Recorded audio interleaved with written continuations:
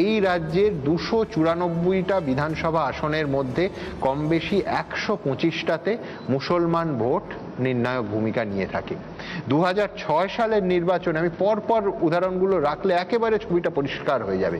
2006-এর নির্বাচনে এই 125টা আসনের মধ্যে বামফ্রন্ট জিতেছিল 102টো আসনে।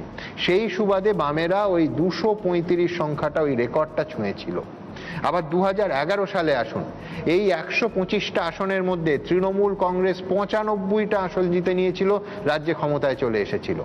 সুতরাং এ রাজ্যে শাসন ক্ষমতায় বসতে গেলে সংখ্যালঘু ভোট কত বড় ফ্যাক্টর সেটা বোঝার জন্য কোনো বিশেষজ্ঞের প্রয়োজন হয় না। কিন্তু সেই তুলনায় কোনো আমলেই কি মুসলমান প্রার্থীদের টিকিট দিয়েছে কোনো রাজনৈতিক দল? সজলরা তৃণমূলের বিরুদ্ধে মুসলিম তোষণের অভিযোগ আনে, আজকেও নিশ্চয়ই এনেছে। আমি বলছি পরিসংখ্যান কিন্তু অন্য কথা বলছে। 2011 সালে তৃণমূল যখন ক্ষমতায় আসে তখন এ রাজ্যে মুসলিম বিধায়ক ছিলেন 59 জন। 2016 সালে সেই সংখ্যা নেমে দাঁড়ায় 56 জনে। আর 2021 সালে এ রাজ্যে মুসলমান বিধায়ক কমতে কমতে দাঁড়িয়েছে মাত্র 42 জনে।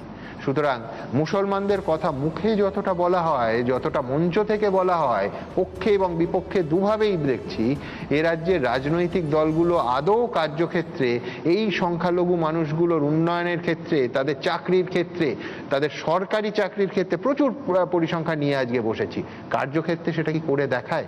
এ প্রশ্ন কিন্তু উঠবেই। যাই হোক, আমার পরের বক্তব্য